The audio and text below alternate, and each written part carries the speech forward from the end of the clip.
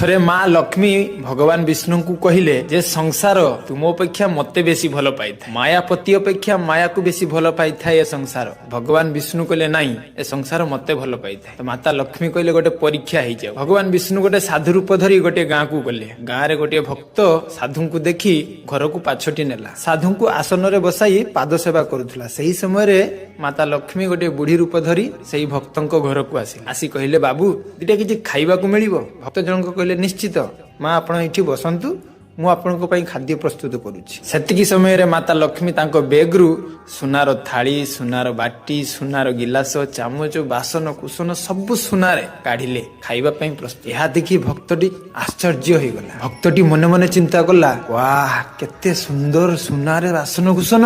हां बाबू मु मो पात्र रे भोजन करे आउ मोर नियम होउची जोठारे जोठी भी मुझे पात्र रे भजन करी एही पात्र को मुझे दान दे दे। भक्तटी शुणी आश्चर्य हो गला एवं पचारिला माँ आपण कुआडे जिबे। तो माता लक्ष्मी कहले जोठी साधु सन्थ माने रुहंती सेठी आमे रहुनु। जोठी साधु सन्थ माने रुहंती सेठी मु रुहे नाही। तो भक्तटी कहिला ए साधु बाबा तुमरो खटुली मंकुली धर एवं सीधा ठु जाओ। भगवान विष्णु आश्चर्य हो गले एवं कहिले भक्तटी को आज रातिटा पई मते रहिबा को दियो मु काली चली जिबे। नाई नाई तुमे एबे जाओ एठारे केवल ए बुढ़ी माँ रही। भगवान विष्णु जाउथुवा समय रे माता लक्ष्मी मुरुकी मुरुकी हसी तांकु चाहू थांती। कहिबार तात्पर्य एई कहानी रो शिक्षा ए संसार माया को ही भलो पाई थाए माया पति को नुहे। आमे जते भी पूजा अर्चना व्रत जहाँ भी करि थाउ सेथिरे हमर किछि ना किछि स्वार्थ थाए। बिना स्वार्थ रे तो आमे दीपटी भी जाली न थाउ। जय जगन्नाथ जय जगन्नाथ।